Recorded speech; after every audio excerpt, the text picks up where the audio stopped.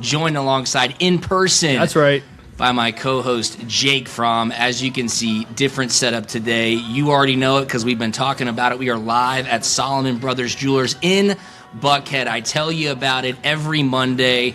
This location is at 17th floor, Tower Place. And man, this showroom is sweet. It's incredible. We got a little VIP event happening. People are rolling in. They're looking at jewelry. They're looking at watches. The bar is full as well. So an awesome time to get down here at Solomon Brothers Jewelers, Buckhead, Alpharetta, and Sharpsburg. Jake, Christmas is over here, almost here, so it's time to go. It is. I came here today with the intention of getting Caroline's Christmas gift. Go ahead and check that off the box today. The only problem is we're sitting right here behind a great watch selection. Yeah, I saw you eyeing those Rolexes up there. Yeah, it's very tempting. Yes. We'll see how the night goes, but let's focus on what's important first. Let's have a great show.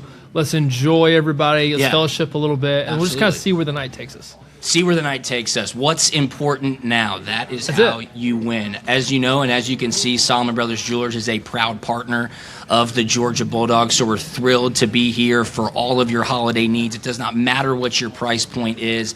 Head on over to Solomon Brothers. Tell them Punt and Pass sent you. You can get up to 10% off your jewelry purchase.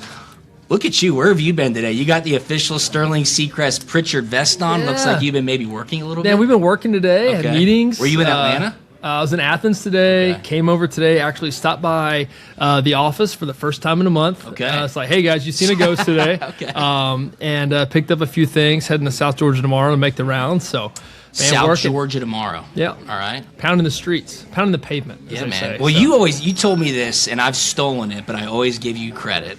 Who told you in order to get hit by the luck bus, you've got to be in the street? I think that's great. I absolutely love that. Dude, it's so good. I got credit to my guy, Murphinator.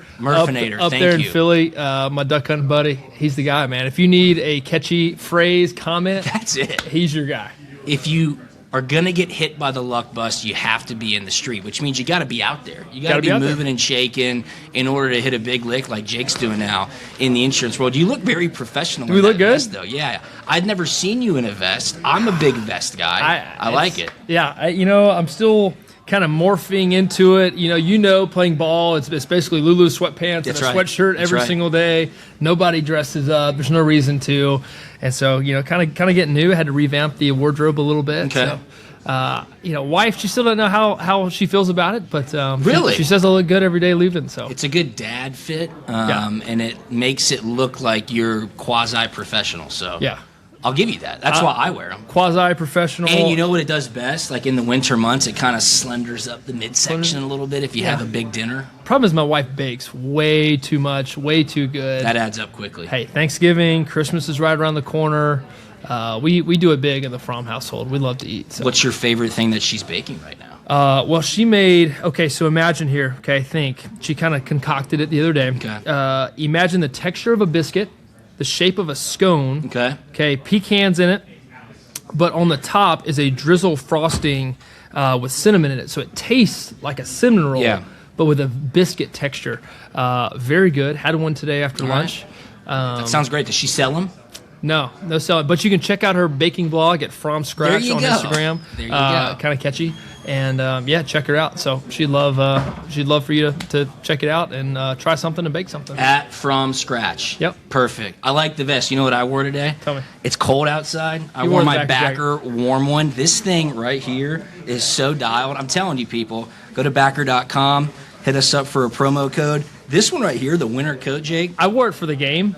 It's like it was sweet. It's super warm. It was awesome. I mean, it's cold outside in Atlanta. Going to continue to be cold as we're obviously into December, but officially licensed Georgia gear, bckr.com. Yep. You can hit them up on social media at bckr.hq. But, man, this thing right here, comfortable and legit. It's the real deal. Got the real G on it. Got Yeah. the Power G, high-end materials, fits good.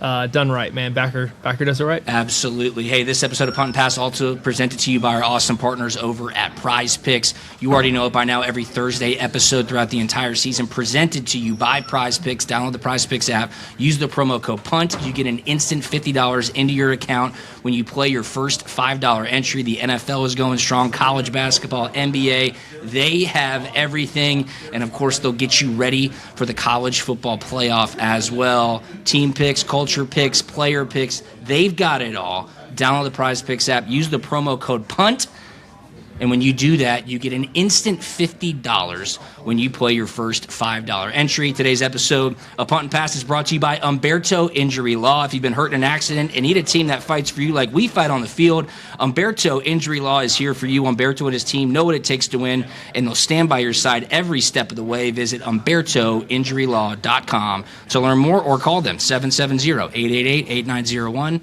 770-888-8901. Umberto Injury Law. They're right here in Atlanta. We are in the heart of Atlanta at Solomon Brothers Jewelers. This is fun. Are you ready to get into it? Yeah, man. I mean, there's a lot going on here. There's so much to look at. I mean, it's very distracting, but dude, I'm dialed in to talk about some college football. All right, let's do it. So obviously the biggest storyline this week has been the 12-team college football playoff that was released on Sunday afternoon. And the biggest news coming out of that, Jake, was the fact that, 1, Notre Dame's out. 2, Alabama's in. 3, Miami moves up after not playing a game. And now all of a sudden the national conversation is, why did Notre Dame get left out? Notre Dame has decided they will not be playing in a bowl game. The memes on social media have been incredible. The crying leprechaun with the ball and taking it home. It's hilarious. I like to play like a champion today. It says quit like a champion today. But Jake, my first thing is this.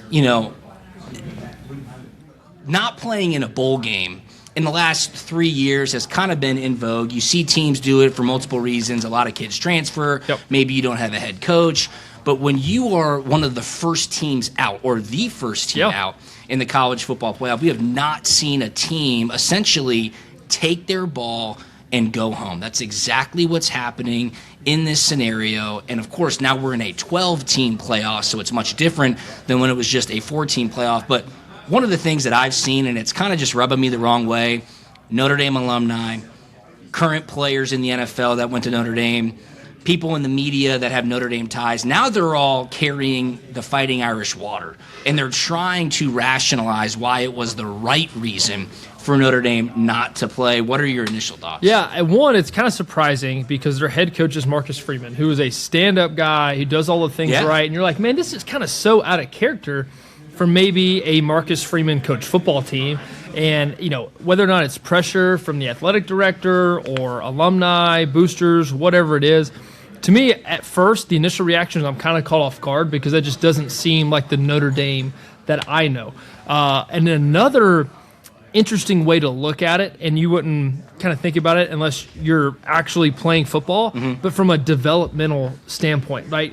So in their statement, they're talking about they're looking forward and transitioning to the 2026 season. Sure. Well, to me, right after championship weekend, the 2026 season starts now. Absolutely. In developing your young football players, because you and I both know it is training camp bowl all practice. over again. No question. Bowl practice is tough. There is one-on-ones, there's twos-on-twos, and there is a very good opportunity to develop your young football players and get your roster ready for next year. So, I don't know, 3 weeks of practice. We're talking anywhere from 15 to 20 practices. Yes, there's game prep mixed in that, but I don't know. If I'm a young player on that football team, I'm kind of upset because, man, that's a great opportunity for me to improve in my craft. No, I have not heard that aspect being brought up yet as it pertains to Notre Dame making this decision. And correct me if I'm wrong, but early signees now, which just happened last week, they can practice. They also get to practice. So again, it's that development, that evaluation. You get a first run. They get to have hands-on coaching. They get to see it for what it really is. Yeah. Hey, you already we had Devontae Wyatt. Right? Oh, yeah. When I was in school. NFL defensive lineman. He came in. He was supposed to be in my class, had to go JUCO, and he came back, and we got to see him. And we're like, dude, that guy is a baller. Really? And so Day one. Yeah, he was showing out and helping us during bowl prep because he would be on scout team and he's wreaking havoc on everybody. Wow. You know, and like you never know when you get those opportunities to. And like I had Carson Beck. Carson Beck got to come and be with us. He was a practice. mid-year guy. Yeah, he was a mid-year guy. Gotcha. So when you get to see guys and get to see what they can and what they can't do, and how they would fit into the mold of what you're doing and what you're trying to build as a program. So it was being reported that Notre Dame was set to go to the Pop-Tarts Bowl and play BYU, which would have been a matchup of the first two teams out of the college football playoff. Yep. Of course, Georgia Tech now playing in that game, representing the ACC in the Pop-Tarts Bowl against BYU. But now there's this conspiracy theory, Jake, that's been going around that supposedly Notre Dame, backing out of bowl season, is trying to send a message to ESPN. ESPN, of course, in partnership with the college football playoff. They air the ranking shows. They hold most of the games throughout the entirety of the playoffs. Pete Bavacqua, I think people need to know this. Pete Bavacqua, who is Notre Dame's athletic director, was the former chairman and or CEO of NBC Sports, right? So obviously Notre Dame has a long-standing partnership with NBC. Is there something happening here? Is Notre Dame really saying, you know what, no, if you didn't put us in the playoff, we're not going to allow you to latch onto our brand to gain ratings in the postseason? Brady Quinn talked about it. He's on Fox Sports now, but he discussed it and said, why on earth would Notre Dame help ESPN when ESPN essentially just jobbed them out of the college football playoff? Yeah. I don't follow that, and here's why. Out of the top 20 most watched games of the regular season this year, 8 out of 10. Notre Dame was on one of those games. Yeah. Now, the SEC was the majority of those games. Yeah. So Notre Dame is saying, we've got the biggest brand in the country. They just want to use Notre Dame even though they didn't keep us in the playoff. I think that discussion point, that narrative is definitely shifting. Notre Dame, I'm sorry, the brand is not what it used to be. Yes, you did play in the national championship last year, but here's what I mean by this. Out of the top 20 games in the regular season, most watched on TV, Notre Dame was in one of them. They played Miami on Labor Day night. The game was on ABC, and it was the only game on TV. Yeah. So, like, I don't want to hear it. And they lost to Miami, to the team that got in. So I don't want to hear it. I think the luster around Notre Dame's brand has been diminished over the years, and now it's on the brink of being tarnished based on how they're acting in this situation. Yeah. One, I would start off by saying if anybody knows what it feels like to be in that first game out. Yes, you're the poster child of a college football playoff. Hey, I'm going to raise my hand and say, hey, that's me. Been ranked 5th the 2 years in a row after our run. Man, it absolutely sucks. Yeah. Right? And then, you kind of go on a messaging tour. Hey, who's fired up to play in this game? Who's not? Hey, that year in 2018 we played Texas, nobody was focused. Ready. Nobody wanted to be there. In 2019, we learned from our mistakes, and we got guys on board who were there, who wanted to win, and were focused on winning a football game, and we went in and we won a football game. You guys smoked Baylor that year, We right? did. Yeah. We did. And so, you kind of get that, well, they weren't really in it. They're distracted. They didn't want to play in it, and they've completely removed themselves from that situation, that possible embarrassment. And I don't know. I'm not saying I don't like it, man. I think you sign up to play. Yeah. This is a part of what you sign up for. Honor your word, honor your commitment.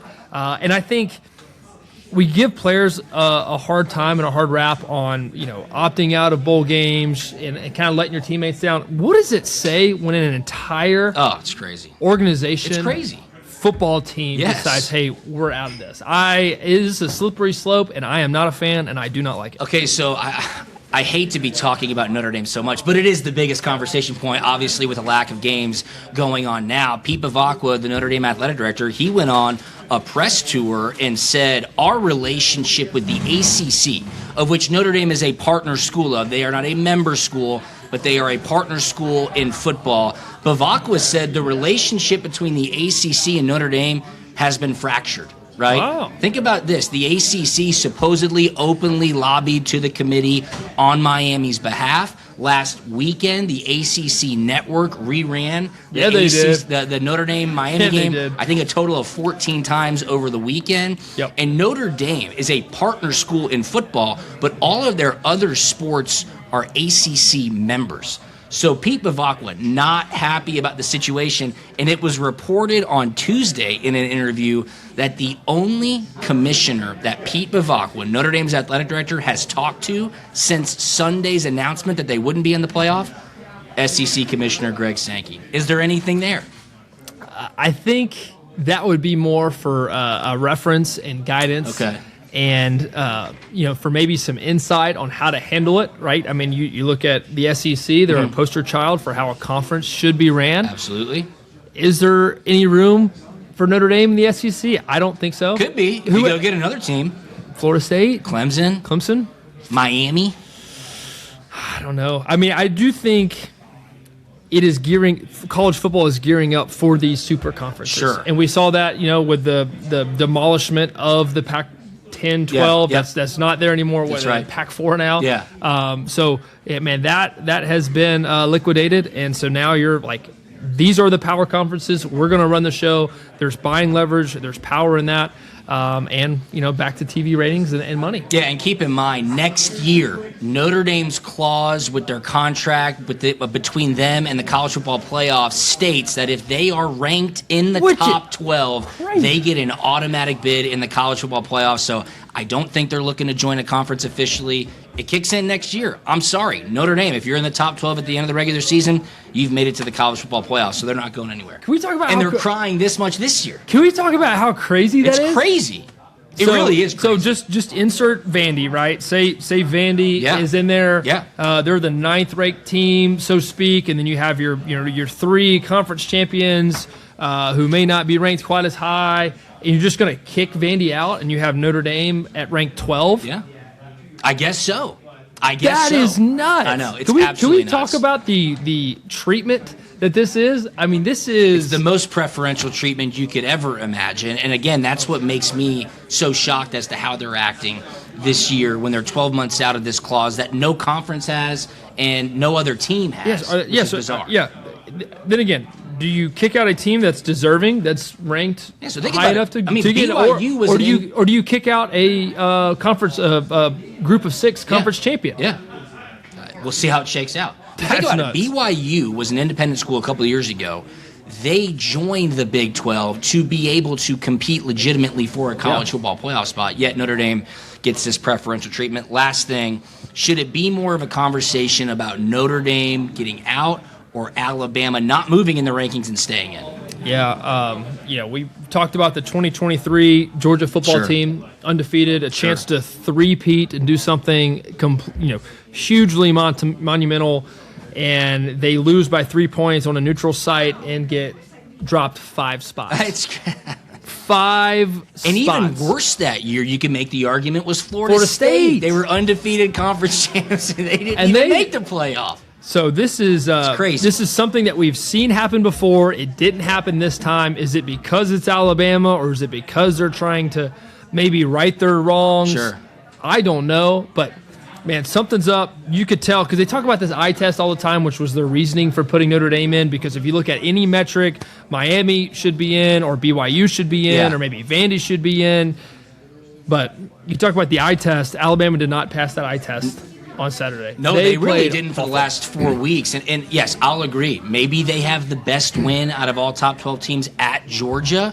They did have a really good 4-week stretch where I think they were on the road 2 or 3 times, and they beat 4 straight they had a top stretch 20 ranked teams. Yep. But over the last 5 weeks, it has not been the same. And that was evidenced most on Saturday when Georgia took them down. So, look, I don't think this conversation's going anywhere. No. I think it will only be brought even more so up as we work towards the first round of the playoffs, which, of course, are next Friday and Saturday. This weekend, though, we've got the American Classic Army-Navy game, which I'm excited about. We'll touch on that a little bit later. I think the college football awards are given out on Friday, and then Saturday is the Heisman Trophy ceremony. And there's 4 invitees, 4 finalists. I think we probably all expected that to be the case. Fernando Mendoza, Indiana quarterback. Julian Sayin, Ohio State's quarterback. Jeremiah Love, Notre Dame's running back. Is he going to show up? He probably ain't going to win, so he should just not show up, right? I guess that's the standard that they've set. And then, of course, Diego Pavia, the quarterback. That was good. You were waiting on that Vanderbilt. one. I really wasn't. That just came to me. You waited on that one.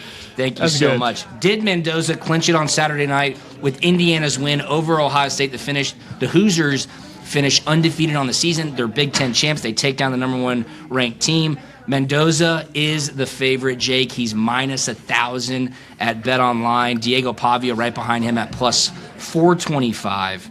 And then Jeremiah Love, 125 to 1. He's not going to win. Julian saying 500 to 1. He's not going to win, but they had great seasons enough to get that invite. Yeah, I still stand by my statement. I think we should retroactively go back and give it to Ashton Jeanty. Yeah, you've been on from that last one. year. I really do, man. Because when you look at kind of, pound for pound and you compare stats to quarterbacks who've won it in the past. Yeah.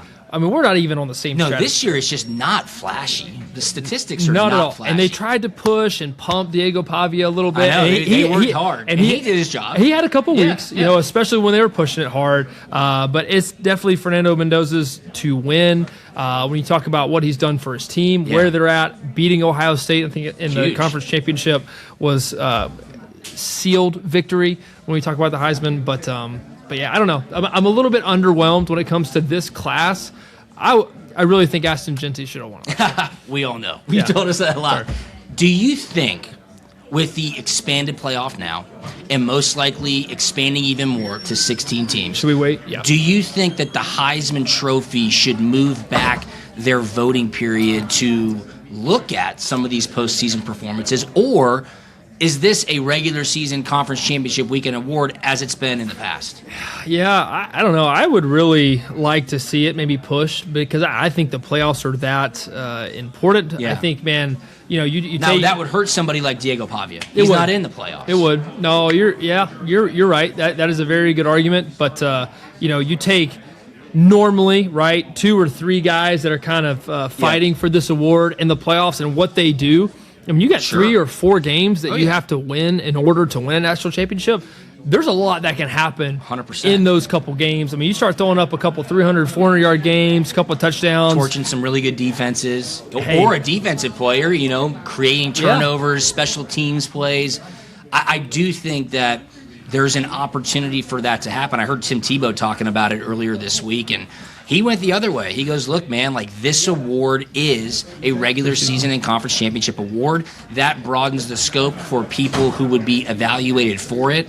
And he said maybe you come up with a different award of a postseason MVP or something like that. But I don't know. I'm kind of indifferent about it. I get it.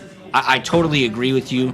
And I do think that you could vote just solely based on postseason performances, and it could really sway how you vote for the Heisman when you're looking at the totality of a season. I'm totally blanking right now, but how does the NFL do it? The NFL, the MVP is given the night before the Super Bowl. Okay. I believe the voting, I don't know when the voting cuts off. It might be at the end of the regular season. Maybe you get a couple of weeks during the playoffs to further evaluate. But the award's given out before the Super Bowl happens. So I don't know. I'd have to find out. That's a good question. I was actually about to bring that up. Yeah, but I mean, I don't have the answer. You would say that's a pretty good model. 100%. And, generally, the guy that you think should get it, gets it. Absolutely. So, I don't know. That'd be a probably good model to model after the NFL. Your friend, Josh Allen, the current NFL MVP, he won it last year. I don't think he's going to win it this year. Bills.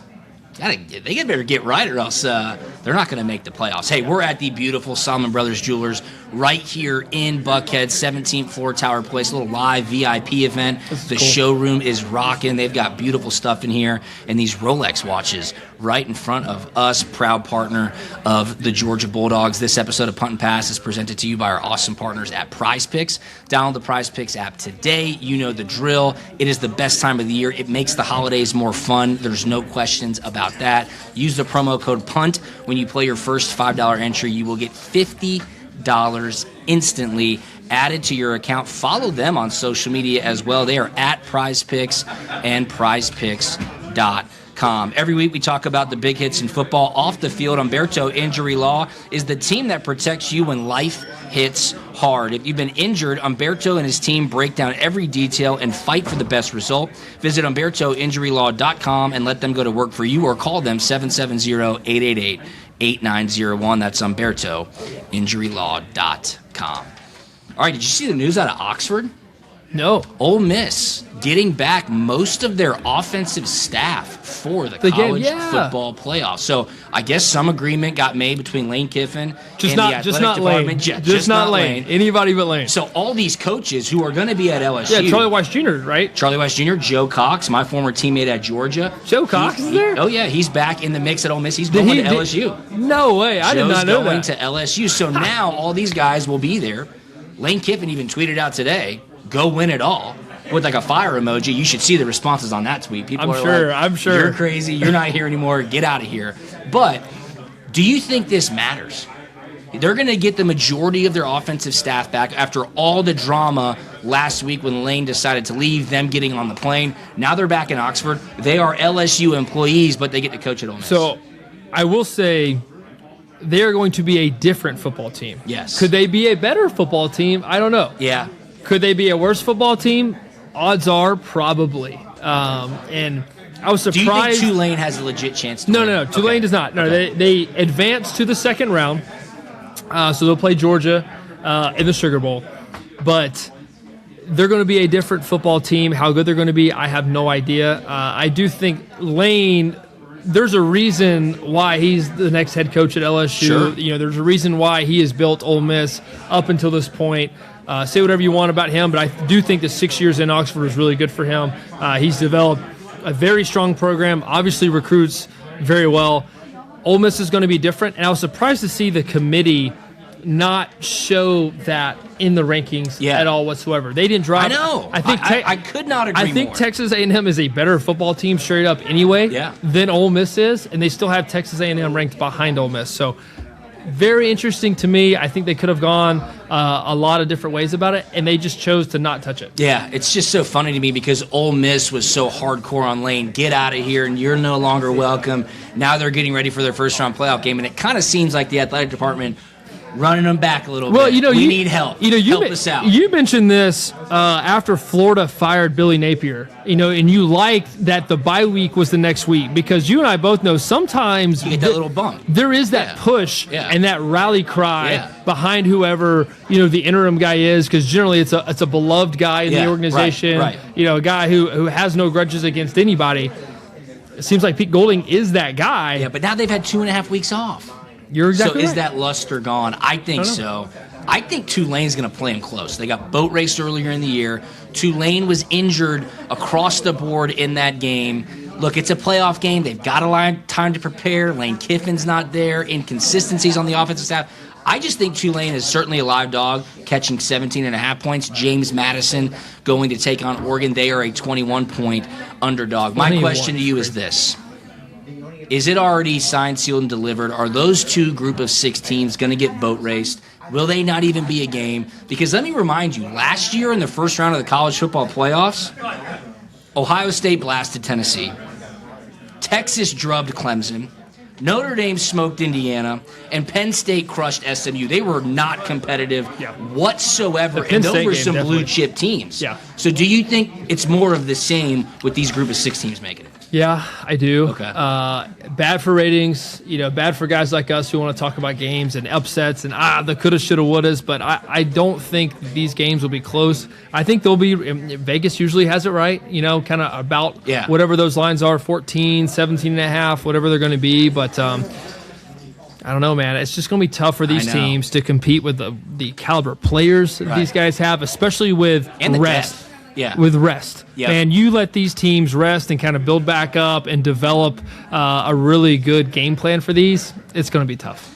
Look, I totally agree. I think Tulane keeps it close. I don't think James Madison. Because normally when you play a inferior opponent like this, usually it's in the middle of the year. Right. There's distractions. We don't have to focus quite as much. But hey, when this team stands in the way of a national championship, absolutely, you get 100% focus. No doubt. And so that's why those games last year were boat races, and why I'm expecting it to be a boat race again this year. No question about it. I did see today Georgia offensive coordinator Mike Bobo is a finalist for the Frank Broyles Award, which goes to the top assistant coach of the year. Brett Thorson is a finalist for the Ray Guy Award for top punter of the year. I'll just go ahead and say I did vote for him. I hold a vote for that. I voted for Mendoza for the Davey O'Brien Award, which is quarterback of the year. Yeah. And then I get one more vote. What is it? Oh, the Lou Groza Award. Who did I vote for? I forget, but he had really good stats. So there you go. He did good. Those come out on Friday. Hey, did you see this? I'm going to touch on this quickly. This came out today. The University of Utah is finalizing a $500 million private equity partnership formed with an entity outside of, but associated with, the Utah Athletic Department. This is crazy. The gloves are off. Private equity entering into college sports. Wow. They have formed an entity which they will infuse all of this capital into. It's not associated with the athletic department or the university. However, all of the employees and the operations fall under this new entity. So Utah's athletics is going to be funded and subsidized by private equity. Jake, I've got a lot of thoughts about this. If you'd like me to discuss them, you can ask questions in return. No, go ahead. Go ahead, and I'll ask questions as you rattling it off. You obviously know more about this. I just think it's crazy. And a prep for this. This is crazy. Yes. Slippery slope. Very slippery slope. Who gets paid? What? Yes. I want to know. Well, private equity isn't getting into college sports to support college athletics. No. They're not getting into college sports for better tickets at University of Utah football games. They're getting into college sports to make money. Yeah. And that will be at the expense of a lot of things that are probably known as commonplace at the University of Utah. Here's my thought. College sports is in trouble across the board, most notably college football, right? Screaming out for help. NIL, transfer portal, the schedule. We've talked about it time and time again. These athletic departments are trying any way they can to find new revenue streams. They're bleeding. Yeah. They're dying on the vine. Private equity smells blood in the water. They smell blood in the water. These do, and you know what? That's the business model. Like, I'm not faulting them whatsoever. They see the opportunity. They have a playbook, and this is their target. I think it's a slippery slope, Jake, and I think it will be very interesting to see how this really kind of gets formalized, but all those reports came out on Tuesday. Yeah, how this plays out in practice, I'm going to be so interested in it. Will we see other teams starting to implement this? I think you're going to see it. There's been a lot of teams like thinking about it, but this is the first one to jump in. Yeah, especially like these bubble teams, like Utah. Like, hey, we have to find money somewhere, somehow, some way in order to compete. $500 million. That's a lot. It's a lot of dough, a lot of scratch. That is $500 million. That is correct. Very well said. So I just wanted to add that in there. I think it's a big breaking news story, not only in college football, but all of college athletics. Private equity's here. They're here to stay. And again, they want to make money. They're not putting $500 million in as a donation. They're trying to turn that into $1, $2, $3+ billion. Hey, did you see the clips coming out of Kirby's pregame speech? SEC championship. I haven't yet, no. Talking about how we want to drag him out into the deep water and drown him. It was awesome. I think it was most impactful because he was so calm when he said it. Yeah. He was not rah-rah standing up. He was just said, hey, you know what to do. We're going to take him, drag him out past the surf. Yep. Where everybody's sitting. He goes, and we're just going to drag him out. I was like, all right, I like that. Which is funny because I don't remember what game it was, but he was doing a post-game presser, and he said something similar to that. I think me and you both looked at each other and were like, yeah, like that's not quite the saying. I think is being said behind closed doors. Oh yeah. And finally, hey, this is what they're really saying behind closed doors. But I think they had some Navy SEAL training and guys come and speak to them. Absolutely. And I think that's what they're doing. And then at halftime, it was even better because he was like, "We got him." Yeah. Like now it's time to take him underneath. I was like, "Oh, this is great." And you and I were there. You were like, "Okay, here it is." I was sitting there a little hesitant just because of all the history in that stadium against Alabama. Yeah. And then finally, when it was 28-7 with like 6 minutes left, the party started. No, yeah, they did it. Finished the fourth quarter. Not like my games at all. Where you're. It's okay. We forgive you. You're stressed out the entire time, but man, they did a great job, man. They finished. They smelled blood in the water. Yeah, they absolutely did. And they took care of business. They didn't move up at all in the college football playoff rankings. Just crazy. Settled in at 3 after a 21-point beatdown of Alabama. Man, how much fun are we having here? Dude, this is awesome. This is really great. Cool, man. Seeing folks got a little pile packed in house here back there. The bar's busy. Jaron Solomon about to join us here. The man, the myth, the legend himself. Can't wait to get him in here, a huge Georgia Bulldogs fan. Yeah. He's going to sit in here with us. We're going to learn a little bit about what Solomon Brothers has going on this holiday season for all of you. And, of course, ask him how many games he's been to. Did he go to the SEC Championship game last weekend? Will he be going to the Sugar Bowl on January 1st? Can't wait to get him in here. Right after this, we'll be joined by Jaron Solomon of Solomon Brothers Jewelers. All right, we are back, joined by a very, very special guest, the man, the myth, the legend himself, President, CEO, Chairman of the Board of Solomon Brothers Jewelers, Jaron Solomon. Thanks so much for being here, man. Thank you for hosting us on this awesome VIP night here in Buckhead. It's not bad up here, right? No, this is great. This is pretty awesome. Yeah. Worst places to shop for jewelry. No question about it. This is like your Super Bowl. We're taping this in early December. I mean, give us a little lay of the land. What are the showrooms like here leading up to Christmas? Oh, man. So the calm before the storm, as you guys who are both probably late shoppers, I would imagine. Yeah, that's a fact. That's a Not fact. big planners over here. No, not at all.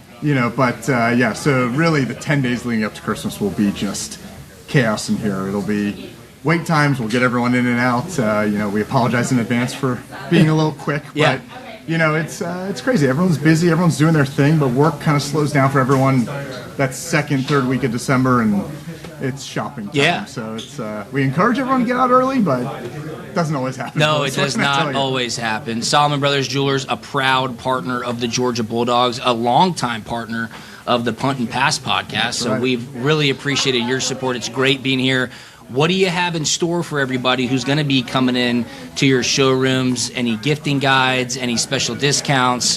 What do the people need to be looking out for? Oh, that's a good one. So we actually, I was telling, the staff earlier, like we actually have deals this year. Usually it's like, we come up with we got deals for you. these fun little lines, and we should do it. But with gold prices being so crazy this year, which has been a huge topic of discussion, they've almost doubled this year. Wow. So it's kind of nuts. So we're running a couple tennis bracelet promos that are at the gold price from the beginning of the year. Oh, excellent. So it's actually, because we bought it early, so we're actually being transparent, being honest, saying, hey, we're not going to make more margin than we would usually make. Sure.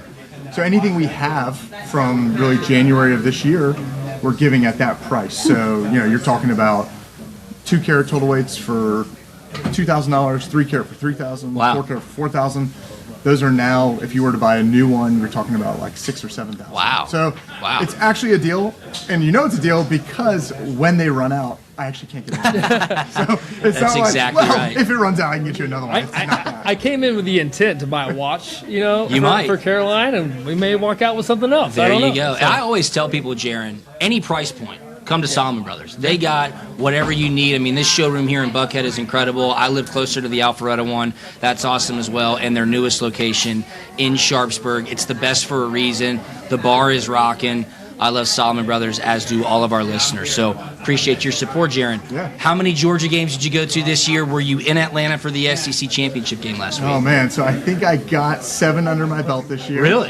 Yeah. Wow. Went to Knoxville for the first time. Nice. That was my first experience. What a game. Yes. Glad I didn't leave early. There you go.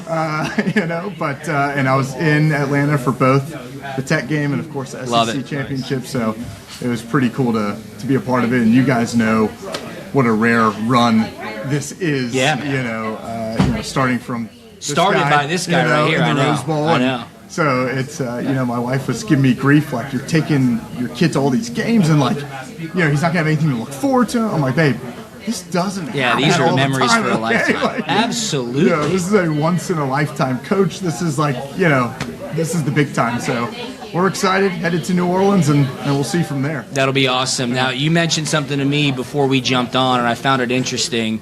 Jake and I have been talking for the past couple of weeks. Man, it would be awesome for Georgia to host a first-round playoff game. Yeah. You were inside Mercedes-Benz Stadium. You had a different thought. Now, please explain why. Sure, yeah, it would be awesome for a Georgia fan. I couldn't agree more. But as a jewelry business owner in luxury sales, December 20th would not be a great day for them to have it. So I'm happy the showroom will be busy. The dogs have a bye. Yes. So Yep. Kirby, keep it up. Get to January 1st. I love that. There you The go. busy season's over. There you go. So it helped me out a lot. Yeah. What do you Perspective. think? Yeah, what do you think about the playoff run?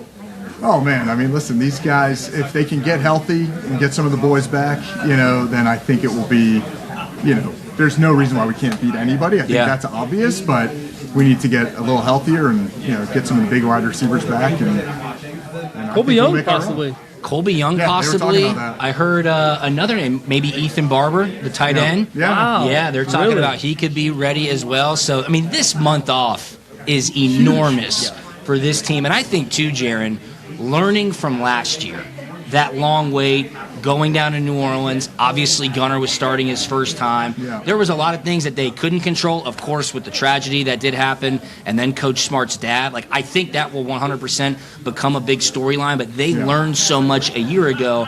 I just inherently trust Kirby Smart to be able to make those changes heading into this one. There's no question. I mean, this guy, talk about president and CEO, this is the best leader It's crazy. I've ever seen. I was talking to my wife about it the other night. Like, I try and embody like some of the stuff that he says. Dude, he's the best motivator. It's unbelievable. Unbelievable. It's impressive, and I think having his dad pass away, I know what that feels like, and I just think this is going to be an incredible culmination in New Orleans. I'm excited to be there for it, and I think they're going to come out and play for him and, make it happen. So I'm excited to see it. It really is special, and for Georgia fans, you said it. These are the glory days. Like, we're living in it. Yeah. But with as crazy as college sports is right now, having Kirby Smart, Josh Brooks, Jerry Moorhead, aligned at the hip to lead Georgia through whatever the hell is going on across the country, we're lucky. Yeah. We're very lucky. There's no doubt. We certainly are. And the culture that he's built is, it's not about the paycheck. And that's a pretty cool thing to have the right people in your organization, not necessarily the best people. 100%. But the right people. And I think that's been pretty cool to hear this year. So. Yeah. I mean, Jake, you talk about it often. The way Kirby gets his players to buy in and follow the message and put their hand in the pile and work towards a common goal, it's even more rare now than it was when you were in school a couple of years ago. Yeah, man, with all the distractions that are out there, they could go here, go there, more instant gratification. Yeah. I think is a great coin and great phrase there. But, man, he is getting the right people, just like Jaron said, to buy in to what they're doing and to develop. And then also more specifically about this game, Gunnar gets to go through this process again. So he's got that under his belt, the month off, the distractions. He's in a better position this year to lead this team in a Sugar Bowl than he was last year. All right, so now I have a new goal, okay? And it has to do with our partnership, Jaron. Jake and I were at the Tech game Friday after Thanksgiving. We were doing TV post-game, and we were right by the players' locker room. Yeah. So they were all coming out of the locker room, going to see their families.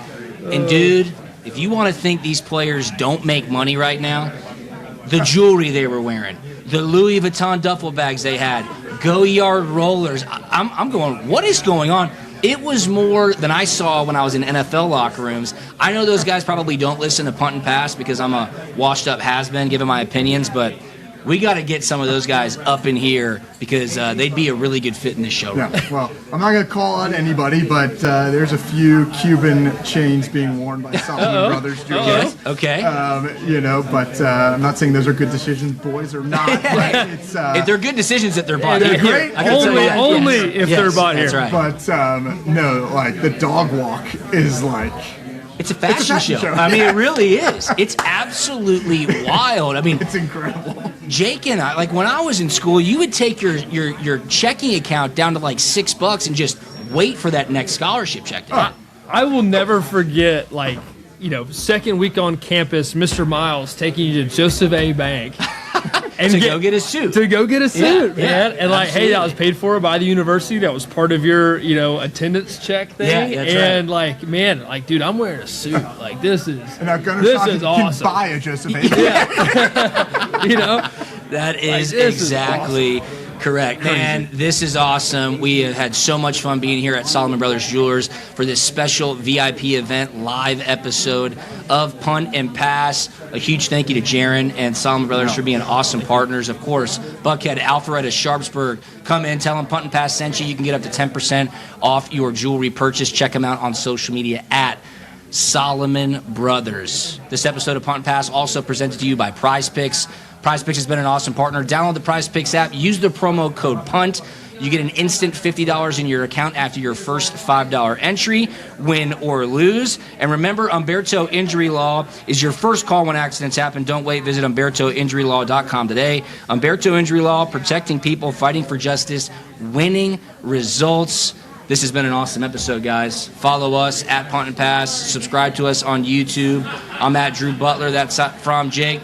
Mr. Jaron Solomon. Jake, anything on the way out, my man? No, I really hope I don't spend too much money here tonight, but if it's going to Jaron, man, we're all excited about it. Absolutely. Have a great weekend, everybody, and we will talk to you on Monday. See ya. We out.